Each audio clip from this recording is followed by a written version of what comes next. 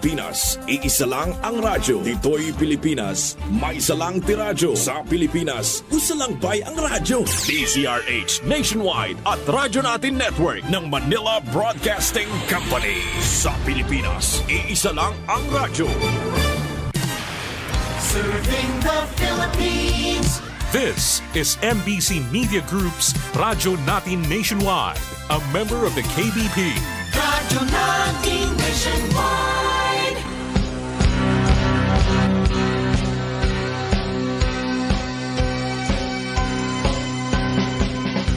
Ikaw ba ay may maraming katanungan patungkol sa nagaganap ngayon sa ating mundo?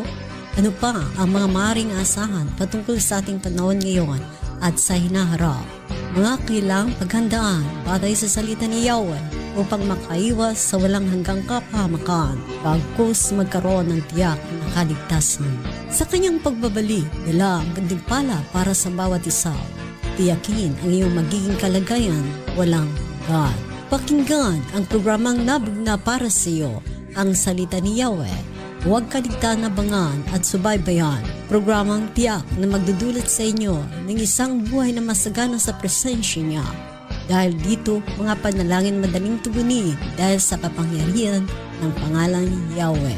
Kasamang isa sa himpapawid ang malalaking kaganapan sa mundo, ang The 7 Great World End Time Events, buwan ng Nobyembre, tuwing araw ng linggo, alas 2 hanggang alas 3 ng hapon. Dito lamang po yan sa 103.9 Radyo Natin na Balbiliran. Ihahatid Nina Roth Pagubasan Puentes, Nora Ibaho George at Enrique Hontelia. Hanggang sa muli, Shalom!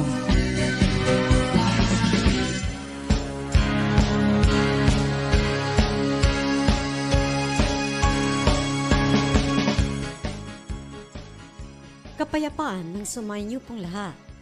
Mula sa himpilan tagapaghatid ng mabuting balita, ang Yeshua the Messiah Fellowship o YMF, ihatid sa inyo ngayon ang salita ni Yahweh. Narito, sa unang 4 na aklat ng Biblia ng Bagong Testamento, ang Matthew, Marcos, Lucas at Juan, ginagampanan ni Yeshua sa bawat aklat. Ang Matthew, nire-representa ni Yeshua ang kanyang sarili bilang siya ay hari. Maging ang lumang tipan o testamento ay may nauna ng mga propesiya patungkol sa kanya bilang siya ay hari. Ito ay sa kanya bilang siya ay hari at ating mababasa sa aklat ng Zakaria at Siyam, versikulo 9. Narito, pinamagatan itong ang magiging hari ng Sion. O Sion, magdiwang ka sa kagalakan. O Jerusalem, ilakas mo ang awitan pagkat dumarating na ang iyong hari na mapagtagumpay at magpagwagi. Dumarating siyang may pagpapakumbaba. Batang asno ang sa kanya'y sinasakyan. Upo, ang propesiyang ito ay naganap sa New Testament sa Matthew chapter 21 verse 1 up to 9. Ipinopropesiya siya sa Zakaria chapter 9 verse 9 at sa Old Testament. Ngunit naganap ito sa New Testament sa Matthew 21 verses 1 up to 9. That was ating bibilangin ang taon mula ito ay pinopesiya ni Propeta Zakaria, taon approximately 540 years BC. Bago pa ito ay naganap ang Matthew chapter 21 verse 1 thus up to 9. Sa Old Testament na propesiya ng taon 520 BCE o bago dumating ang ating Mesiyas plus 20 sa panahon na niya sa New Testament o sa total of 540 years from the time it was prophesied hanggang sa naganap ito panahon din ito ng Israel na nasakop sila ng Iran. Si Cyrus the Great ng Babylonia o Iran ngayon sa ating kapanahonan na kung saan sinakop din ng Iran ang Iraq. Babylonia noon. Subalit ito rin ang panahon ng pagpapahintulot ni Cyrus the Great na sa bisa ng kanyang utos na tinawag itong Edict of Cyrus, nakabalik ang Israel o ang mga Israelites, ang mga Hudyo sa Judea at naitayo nila ang Second Temple sa loob lamang ng 32 to 40 years. Ito na kompleto. Sa Jerusalem, taon 553-8 BCE, si Yeshua, si Yeshua na inirepresenta ang kanyang sarili bilang hari sa aklat na ito. Kung ating i-trace, siya ay nagbuhat sa ancestry o lipi ni David na descendant o inapo ni Abraham, ang ama ng Israel, mula sa kanyang lineage o angkan bilang hari na naitala sa aklat ng Matthew, Kapitulo 1, versikulo 1. Ang kanyang talaangkanan ni Yeshua o genealogy. Anak siya ni David at ama niyang si Abraham, ang ama ng Israel o Hebro. Si Yeshua ay Hebreo. Hebreo din at nagkalaonan sila sa Jerusalem o Jerusalem sa Ingles mula sa Babylonia ay tinawag na silang Hudyo o Jews na ang ibig sabihin ay mula sa tribu ng Judah ang mahal na Yeshua. Ang pang-10 sa anak ni Jacob na di kalaonan ay pinalitan ito sa Genesis chapter 35 verse 9 up to 10 ng Israel. Ang pangalang Jacob na pinalitan na ito ng Israel. Si Judah, anak ni Jacob, kay Leah. Kay Judah din nagmula si Yeshua, Hebreo, na di kalaunan na may nga tinawag na itong Hudyo o Jews. Kaya Jews o Hudyo ang ating mahal na Yeshua.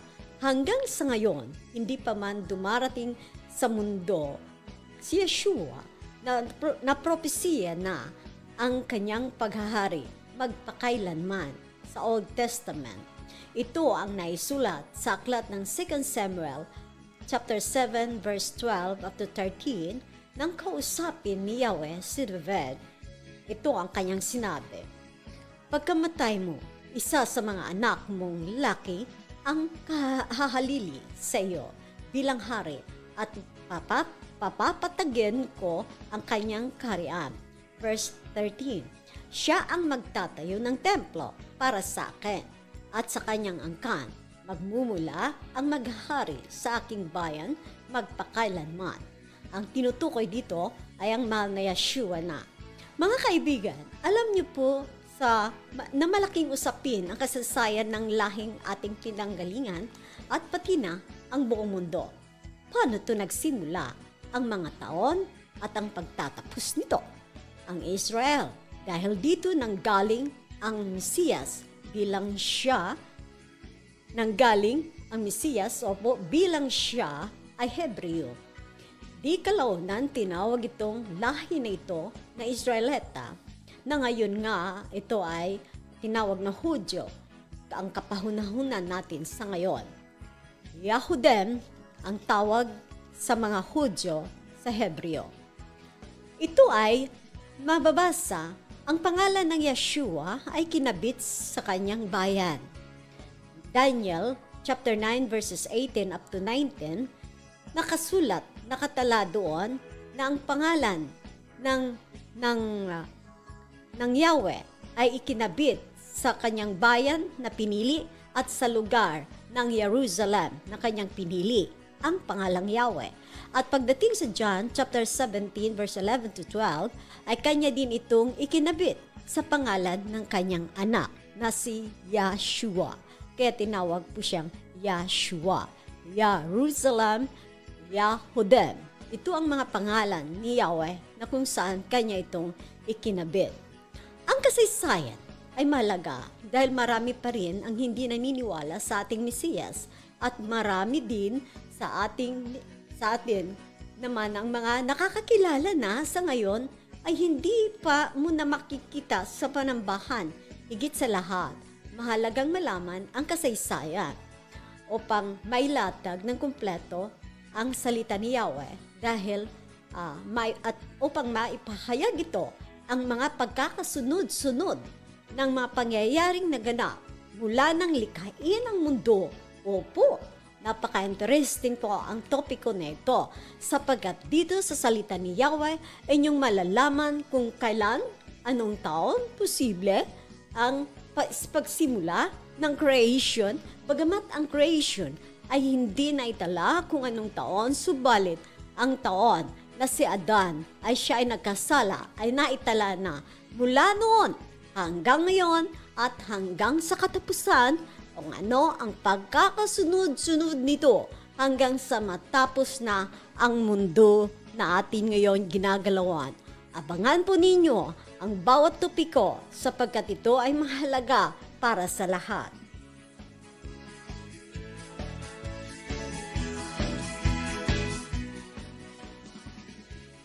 Abangan ninyo ang mga pagkakasunod-sunod. Kaya natin ito ginawa sapagkat marami pa po ang hindi naniniwala na totoo nga ang ating Mesiyas. Tandaan ninyo, malalaman ninyo mula sa salita ni Yahweh sa programang Salita ni Yahweh kung kailan nagpasimula ang mundo hanggang sa dulo nito na ito'y tatapusin ng mahal na Yahshua. Nang magaganap mula ng likhain ang mundo, opo, sino nga ba ang mas nauna? Si Abraham? Siya o si Noah? Si Moses kaya o si David? At kung kailan ipinanganak si Yeshua, kailan ipinanganak si Abraham, kailan ipinanganak si David, at ang lahat pa na mga kilalang mga karakter sa Biblia ay ating malalaman dito sa salita ni Yahweh. Abangan po ninyo ang bawat episode dahil hindi na po natin uulit-ulitin ito.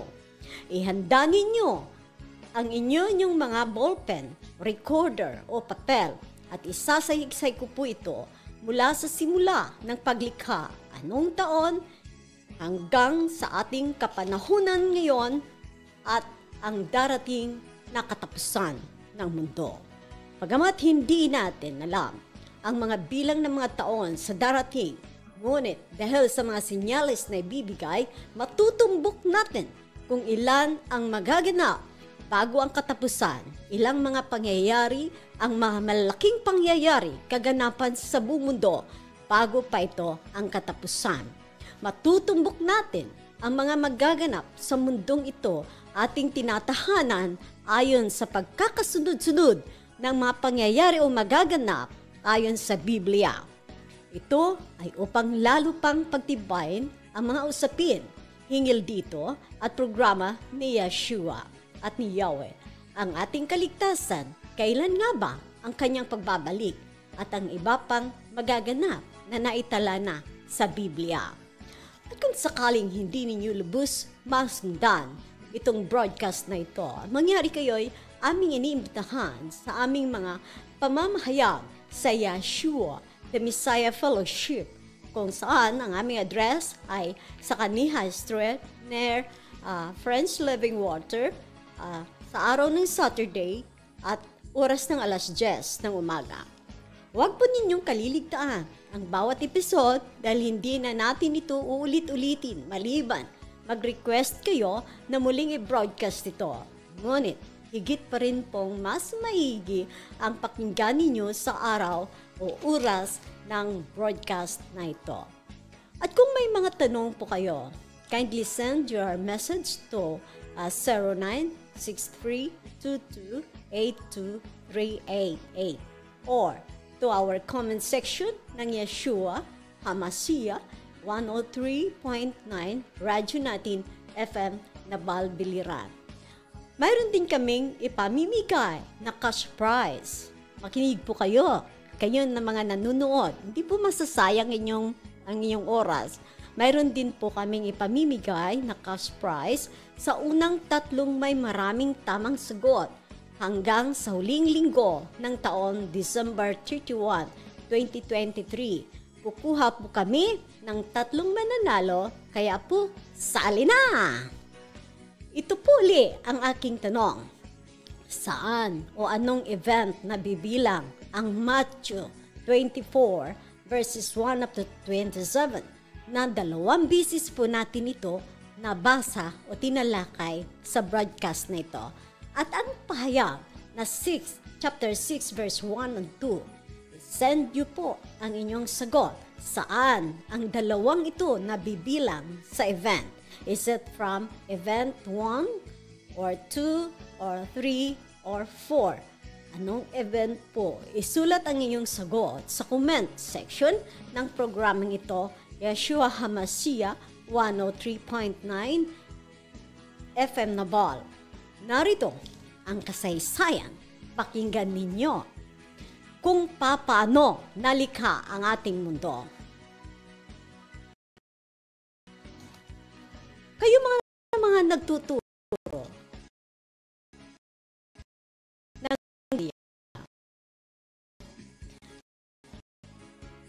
ganda po kayo ng ballpen at saka papel upang alam nyo kung saan mula ang ating mundong ginagalawan. 2 in the beginning. Kung ating mapapansin,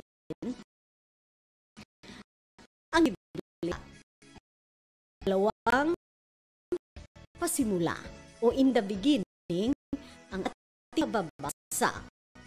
Una ay ang pasimula o in the beginning na mababasa natin sa John chapter 1 verse 1.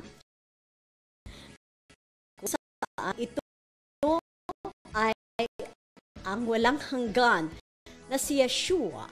Tinatawag din itong panahong walang hanggan. Paglikha, imahe ng mga hanggan. Ang mahal na Yeshua, panahon na kanyang paglikhan, chapter 1 verse 1, siyang nilikha. At kasi yung nilikha, unay walang hanggan na mga po, panahon. Sinasabi dito sa John 1, 2 verse up. Ito ang simula ay ang sarili ang ating ay kasama ng Yahweh. Ay makapangyarihan. Verse 2, mula ay kasama ang salita. Nilikha ang sa pamagitan niya, mang nalikha ng hindi sa pamamagitan niya.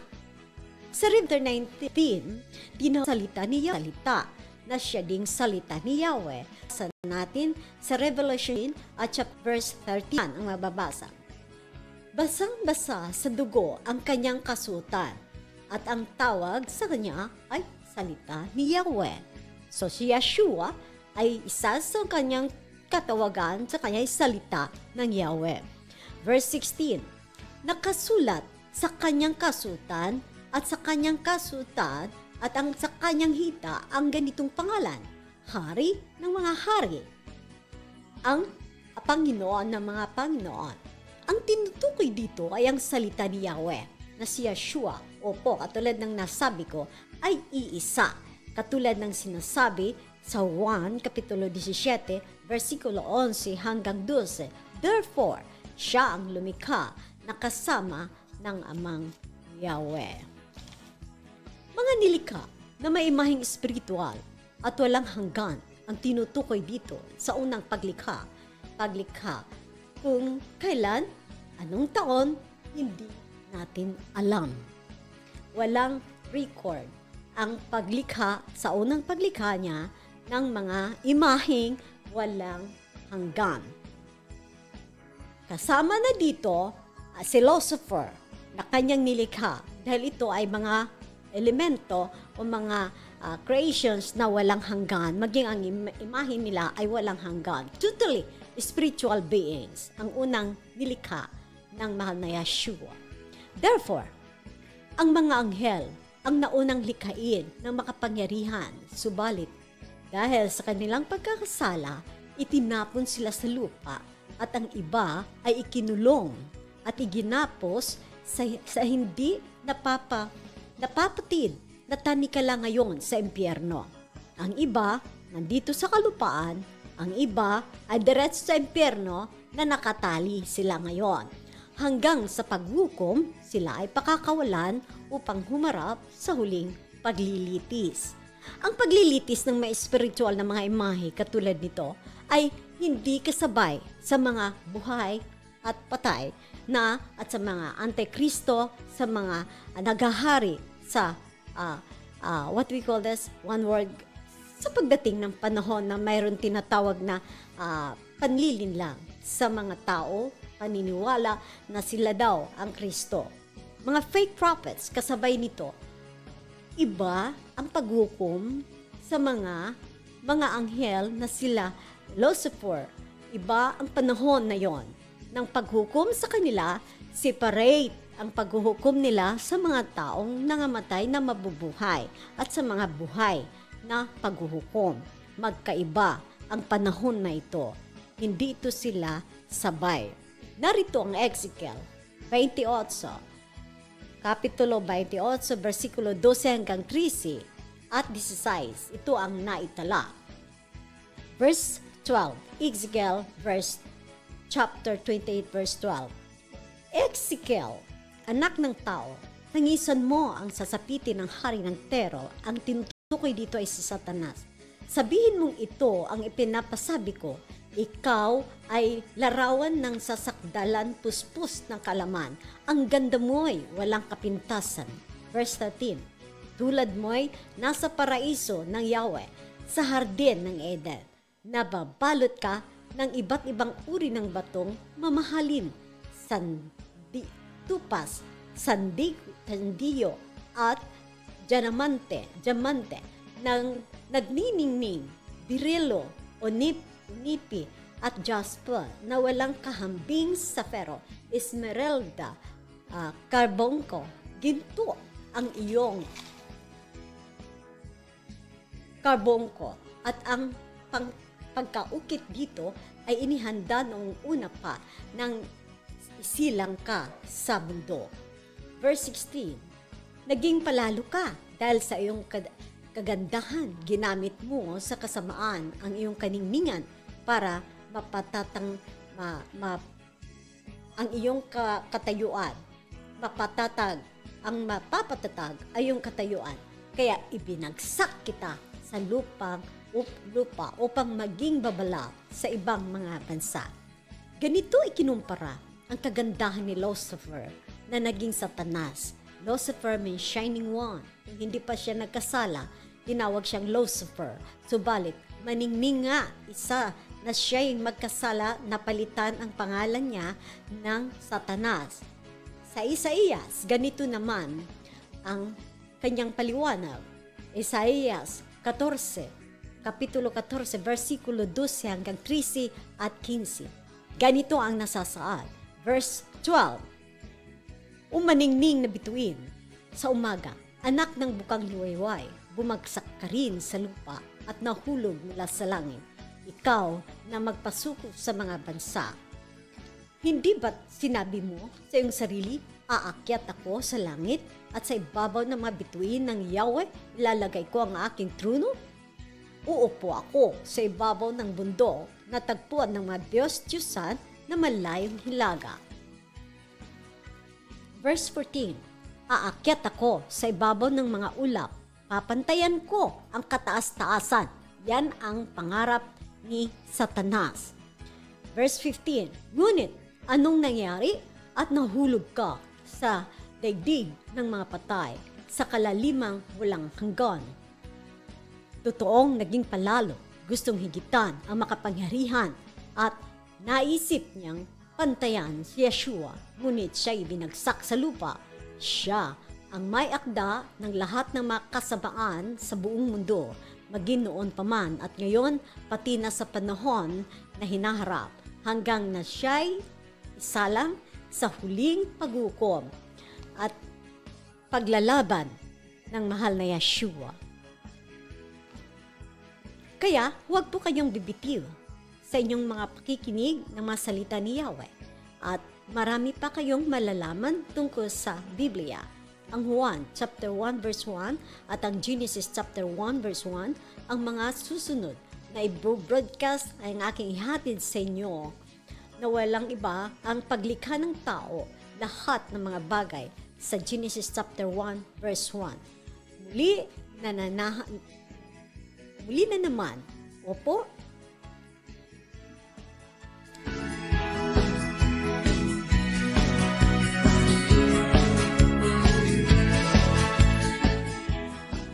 Very exciting ang ating pong tatalakayin sa susunod dahil makikita ninyo ang mga taon kung paano nagsimula ang creation, na yung pangalawang creation na the fall of Adam, nang magkasala si Adam, doon nagsimula ang mga taon na binilang nung siya ay nagkasala. Makikita natin ang pagkakasunod-sunod, no? Sa paano ang simula, ang sumunod ng mga pangyayari, no? Ni Abraham, ni Noah, paano, saan ang Pilipinas nabibilang? Na? Kasi mayroon tayo, yung ang ating identity. Hindi nyo po ba alam ang ating identity? Sino nga ba tayo? Saan tayo nanggaling? Tayo din ay mga Hebreo. Ipapakita ko sa inyo ang mga katibayan na tayo ay nagmula sa lahing Hebreo. Ipapakita ko lahat yan sa inyo. Bago kay Abraham, papakita ko sa inyo ang taon at saan nanggaling, saan tayo nagmula. Kaya ano ang mga katibayan na ating ipapakita sa inyo, maririnig ninyo dito sa ating programa. Muli na naman dumating. Abangan nyo po yan sa susunod. Maganda, very interesting. No po? Kasi kung hindi natin alam ang ating identity, no, para tayong wala sa di ba? Hindi natin alam kung saan tayo nanggaling, no? Kaya tingnan natin, no? Patutunayan namin sa inyo na tayo nga ay Hebreo. Lahing Hebreo tayo noong mga panahon at paano patutunayan natin yan. Muli na naman dumating ang ating oras upang isunod ang pangalawang bahagi at walang iba ay ang pag-usapan natin. Napakaganda ng topic natin, no? The 7 Great World in Time Events. Na mayroon tayong mga event na ngayon, kasalukuyan na mga nangyayari ngayon. Ano ang ating dapat paghandaan sa mga panahon na ito? Maraming salamat at antabayanan po ninyo ang ating pangalawang bahagi, ang pag-usapan natin.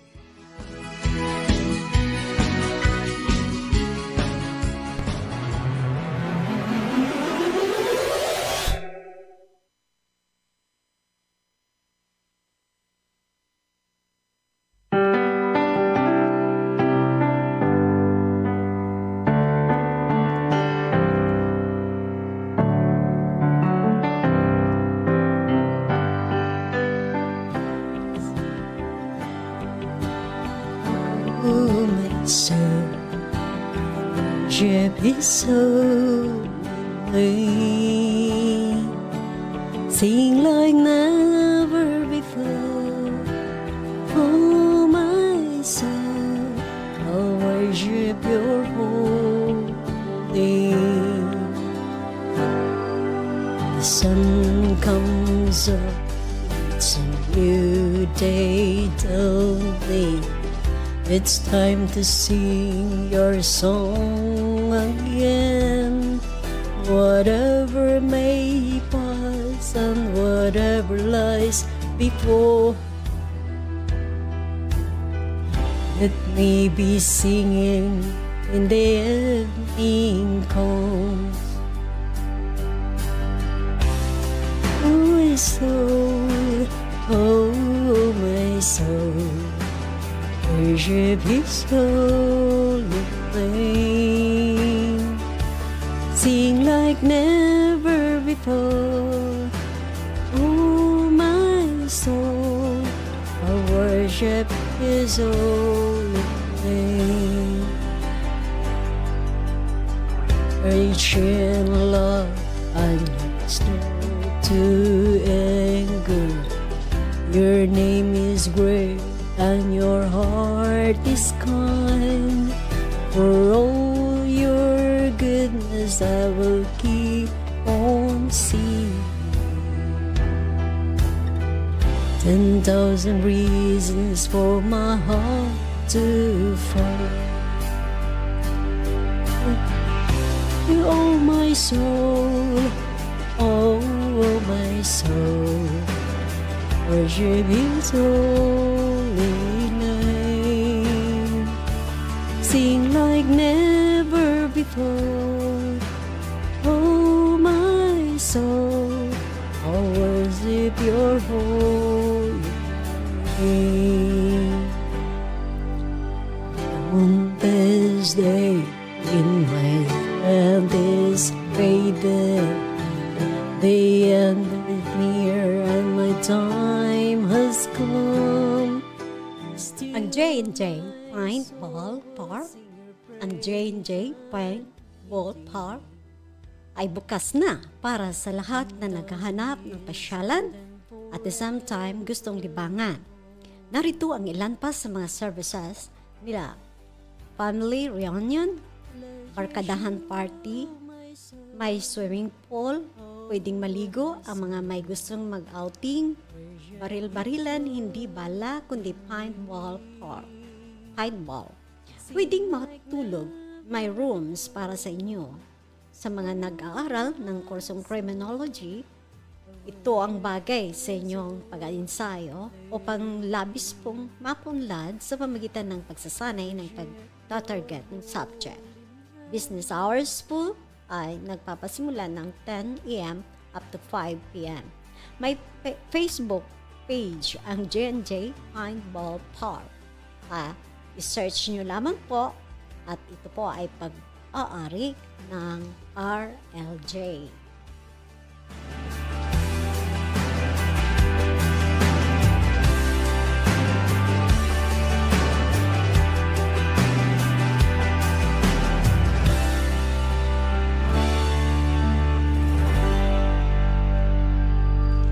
Nasa pangalawang bahagi na po tayo ngayon sa programang Salita ni Yahweh, ang The Seven Great World in Time Events, kung saan sa dulo ng pito na ito ay ang tuluyan ng pagpapalit ng ating mundo para sa bagong lupa at langit na mababasa natin sa Revelation chapter 21 up to 22.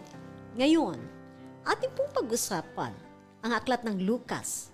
Bahagi pa rin ito sa ating tinatalakay ang paghahanda sa pagparito muli o pagbabalik muli ng ating Mesiyas na si Yeshua.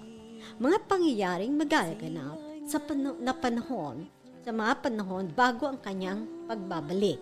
Narito, basahin po natin ang Lucas chapter 21 verses 9 up to 20. 21 verse 9 to 20. Ito. Verse 9, ayaw kamo kadlok kung makadungog kamog mga gubat ug mga kagubot. Kay kining mga butanga kinahanglan nga mahitabo gayud.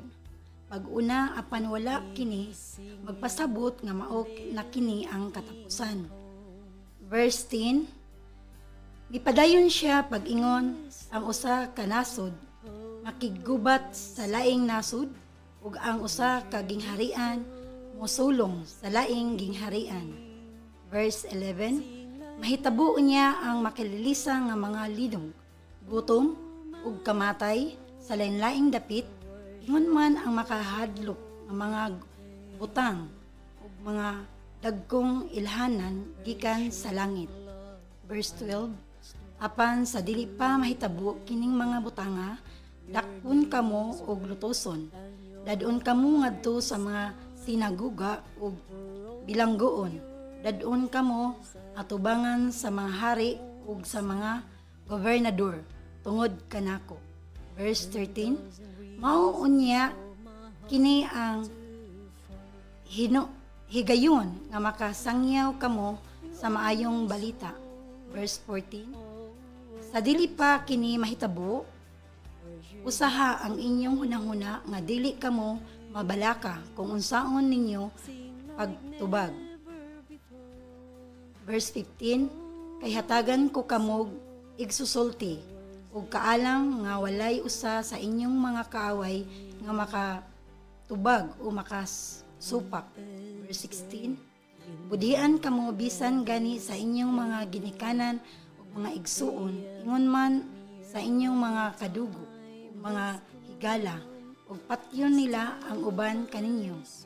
Verse 17, kasilagan kamo sa tanan tungod kanako. Verse 18, apan walay bisan usa kabuhok sa inyong ulo nga mawala. Verse 19, pinaagi sa inyong paglahutay maluwas kamo. Verse 20, kung makita ninyo nga ang Jerusalem palibutan na sa mga kasundaluhan, masayran ninyo nga gunubon na kini sa dili madugay. Hallelujah. Ang mga nabanggit tiniyak na magaganap dahil sa mga giyera na ang dulot ay kaguluhan sa mga mamamayan. Ipinagpaunanan niya na kung mangyari ito, huwag matakot at maging mapanatag. Dahil ayon pa sa kanya, hindi agad-agad mangyayari ang katapusan. Kung darating na tayo sa pag-usapan natin na ang tatalakay natin ay ang katapusan, wala ito sa kalingkingan ang mga nagaganap sa ngayon. Opo, tama ang inyong narinig. Wala po ito sa kalingkingan ang mga mangyayari o magaganap na ngayon na nagaganap ihambing sa mga tinatawag na pagdating na ng katapusan.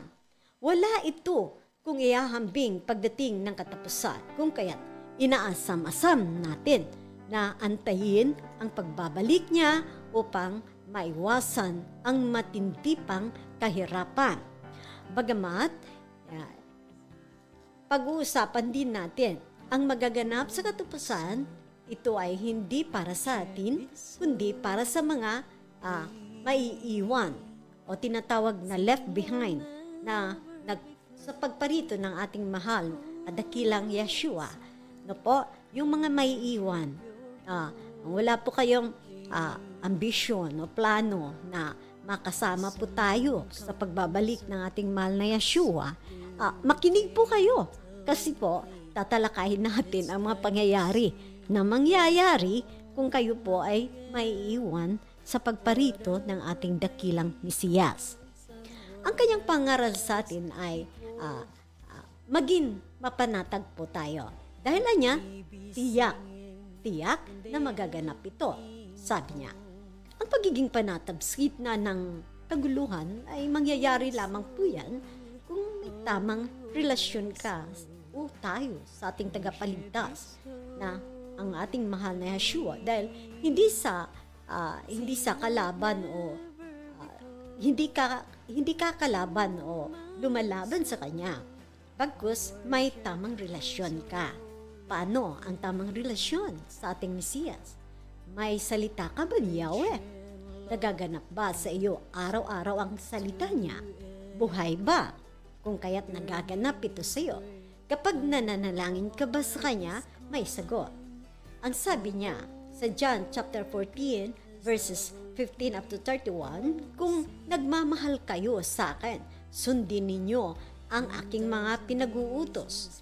Ang pagsunod sa kanya ay isang paraan ng pagsamba sa kanya at pagkilala sa kanyang salita. Kaya sinusunod mo dahil may kasunod itong pangako niya na ang sino mang sumusunod sa kanya ay kanyang pagpapalain. At sinasabing ang amang Yahweh at siya ay magpapakilala sa iyo na sumusunod sa kanya. Yan ang nakatala sa aklat ng Juan, Kapitulo 14, versikulo 21, Kapitulo 15, versikulo 14. Nasabi rito sa verse 21 ng John chapter 14, ang mudawa sa akong mga sugo ng matumani mao ang nahigugma kanako. Ang akong amahan mahigugma kaniya og magpaila sa akong kahilingan to kaniya. Sa verse 11, binanggit ang lindol. Okay? Kanina narinig natin. Ang verse 11, binanggit ang lindol, gutom, at maraming mamamatay. Sa Luke chapter 21, verse 11, binanggit doon ang gutom at lindol at maraming mamamatay. Totoo nga, nagaganap na ito sa ating kapanahunan, ang lindol. Alam niyo po yung mga lindol na nakikita natin dyan sa Facebook, o sa news na ating pinanood, from magnitude 7.3 to 7.8 sa Turkey. Nangyari po yan. 59,259 death toll. This 2023 alone. Sa Morocco, opo, 2,900 deaths toll. More than pa doon sa figure reported.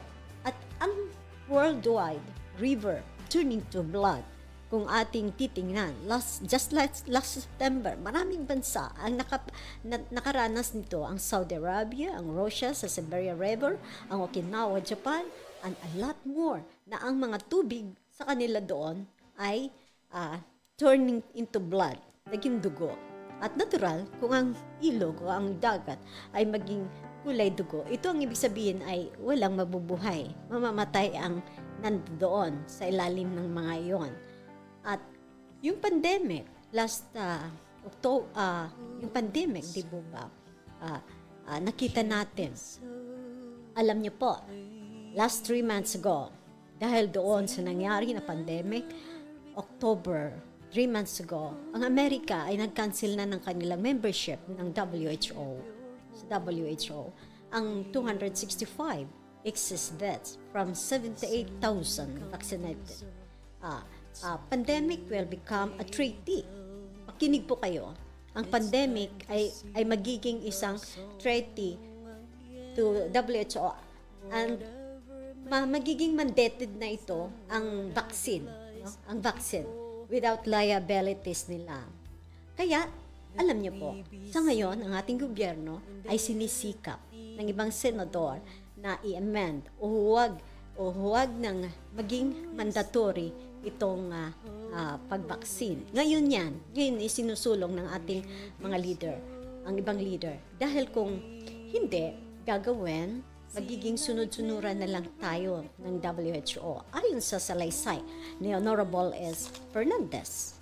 At last, no, ang magiging gusto nilang ipaglaban dito ay hindi siya magiging mandatory ang pagbigay ng vaccine. Yun ang pinaglalaban nila ngayon. And last November, natatandaan ninyo, last November, ang China ay at saka iba't ibang lugar, no, ay umulan ng yelo. Last week, October, sobrang taas ng tubig. More than 21 dams ang binuksan ng China para lamang i-save ang Beijing. Napakataas ng tubig doon.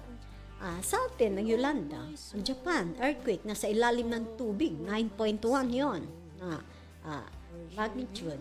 Ibig sabihin, may mga pagbabago na nagaganap sa ating mundo na hanggang ngayon, ito ay patuloy na nararanasan.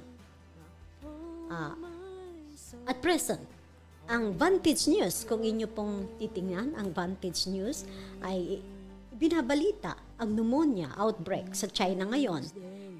Ayon sa kanila, 7,000 ang nire-rush sa hospital halos every day. Pero nakapagtataka, puro mga bata. Hindi rin maipaliwanag kung ano ang naging sanhi nito. Basta ito ay ang mga bata ay nag-aaral nasa hospital sila, nag-aaral ng kalang lessons. Kaya kasi sarado ang mga schools.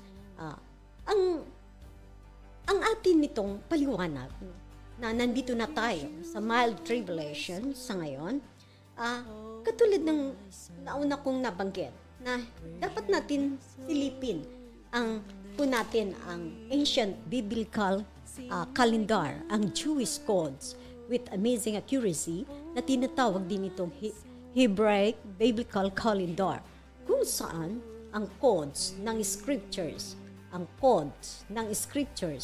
ay kung saan ng the Most High ang code nito na nilagay ng the Most High Yahweh himself ay sa Hebrew alphabet makikita at magkakaiba sa ating alpabeto ang Hebrew alphabet kasi ang litra ng Hebrew ay may corresponding number at bawat numero ay may kahulugan na code sa scripture. Bakit natatalakay itong Jewish calendar? Dahil ito ay mahalaga sa atin. Ang ating gamit ay Gregorian, sa kanila ay Jewish calendar. Ang mundo ng kalangitan ay ibang mundo, no? Kaya mayroon sariling calendar. Na may sariling calendar, opo, dahil ito ay supernatural world of the Almighty, ay gumagawa ayon sa tinatawag na Hebraic biblical calendar, ang Yahweh. At ang bawat buwan ay may kahalagahan. Si Yahweh ay nagpapatakbo ng ating panahon sa pamagitan ng pagkakasunod-sunod ng mga buwan at talagang katulad ng gear ng orasan na bawat piraso, oras na magkakasunod-sunod at propesiya na nagsisimulang buksan para sa sangkatauhan at sanlibutan. Narito na po, kinalulungkot po natin, muli na naman po tayong nagtatapos. Pagpatuloy po natin, napakaganda po ito. Bakit mayroon pa walang calendar, ang ating mahal na Yahweh, na sinusunod upang ang ating mundo ay makikita natin kung paano nagaganap ang mga kaganapan na sa ngayon na alam, ang may alam talaga nito na bumasa ay ang mga rabbi, mga Jews, yun sila. Kaya nakukuha natin, nasisilip natin kung paano ba, anong mangyayari, which is talagang nagaganap ayon sa kanilang mga sinasabi ng kanilang alphabet na binabasa nila. Kaya po, nandito na po tayo, mananalangin po tayo, At nagpapasalamat po kami sa isa't isa sa inyo na kayo po ay nakapakinig sa ating programa at inaasahan ko po na kayo po ay patuloy na makikinig po sa ating programa. Tayo po ay manalangin na po. Hallelujah. Amang Yahweh, nagpapasalamat po kami na sa bawat segundo at minuto na ito ay inyo pong pinagpapala ang bawat isa na nakikinig sa programang ito. At higit sa lahat, pinanalangin namin ang mga may karamdaman na ngayon nakikinig. Ipatong nyo lamang po ang inyong mga kamay sa cellphone o sa radio at naniniwala po tayo na kayang-kaya po kayong abutin ng ating mahal na Yeshua. Kayo po ay maaaring pagalingin sa ayon sa iyong pananampalataya. At ngayon, amin pong dinadalangin ang bawat isa sa kanila in the name of Yeshua. Hallelujah. Hallelujah. Mayroon lang po akong ikukwento ng saglit, bago po tayo magpatugtog ng mga music.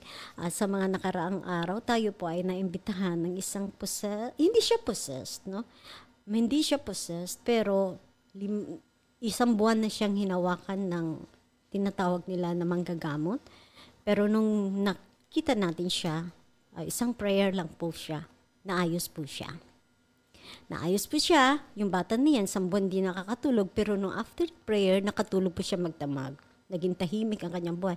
Subalit, nung ako'y lumabas, nasa ospital pa ako noon, nung ako'y lumabas, nakita ko po habang pababa na ako ng hand, mayroon pong kamay na talagang pinipilit siyang dadalhin.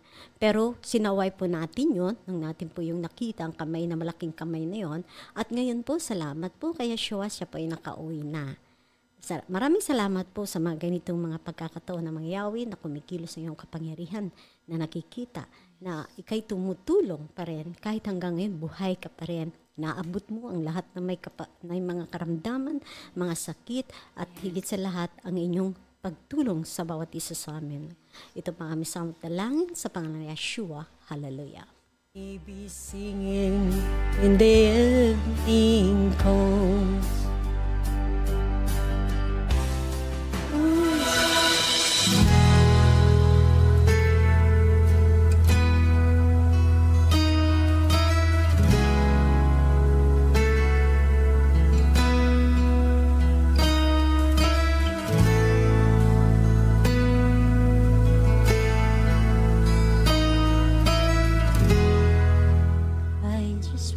want to speak the name of Yeshua over every heart and every mind. 'Cause I know there is peace within presence. I speak Yeshua. Just want to speak the name of Yeshua. Till every dark addiction starts to declaring there is hope and there is freedom. I speak Yeshua.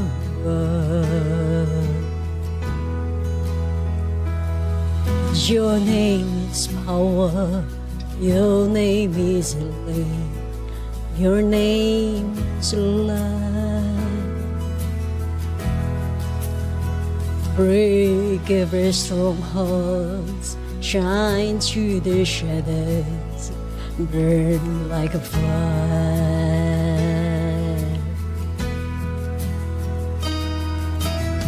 I just want to speak the name of Yeshua over fear and all anxiety. To every soul held captive by depression, I speak Yeshua. Your name is power. Your name is healing. Your name is life.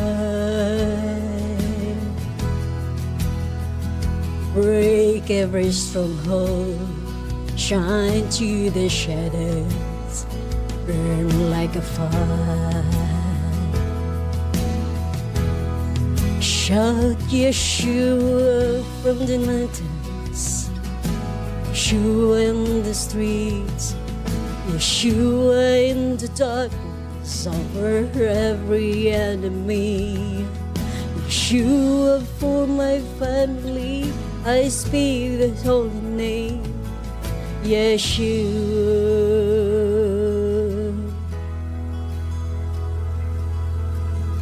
Shout Yeshua from the mountains, Yeshua in the streets, Yeshua in the darkness over every enemy. Yeshua for my family, I speak His holy name, Yeshua.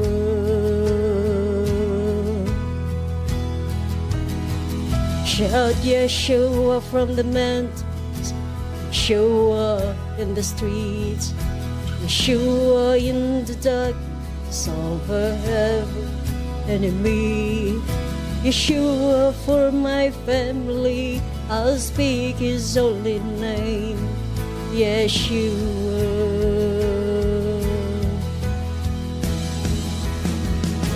Over inside to depression, I speak Yeshua. Your prayer, your name is healing, your name is life. Break every stronghold, shine through the shadows, burn like a fire. Your name is power, your name is healing, your name is love. I just want to speak the name of Yeshua over every heart and every mind, 'cause I know there is peace within your presence. I'll speak Yeshua.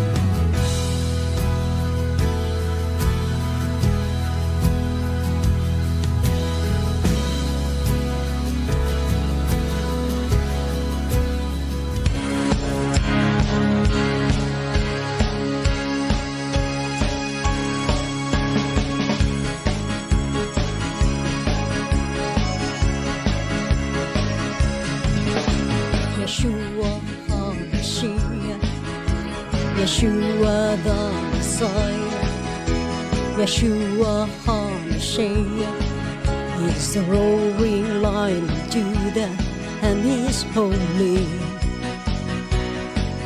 his master.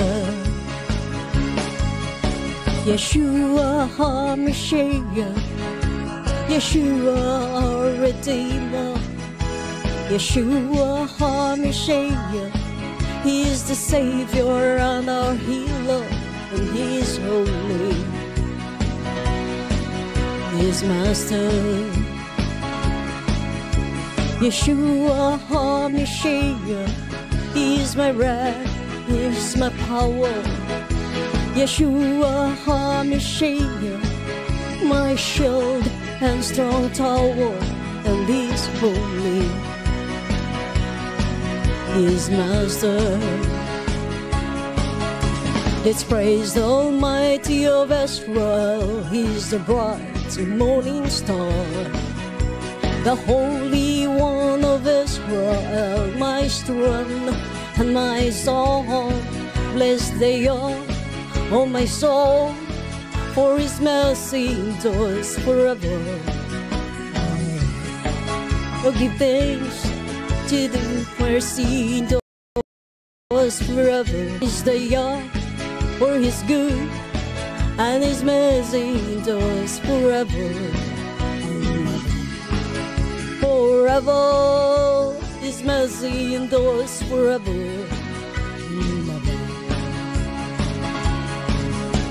Yeshua HaMashiach, Yeshua the Messiah, Yeshua HaMashiach, he's the roaring lion of Judah, and he's holy, his master. Yeshua HaMashiach, Yeshua our Redeemer, Yeshua HaMashiach, he is the surround our healer, and he is holy, his master. Yeshua HaMashiach, he is my rock, and he is my power. Yeshua HaMashiach, my shield and strong tower, and is holy, his mother. Let's praise the Almighty of Israel, he's a bright morning star, the Holy One of Israel, my strength and my soul.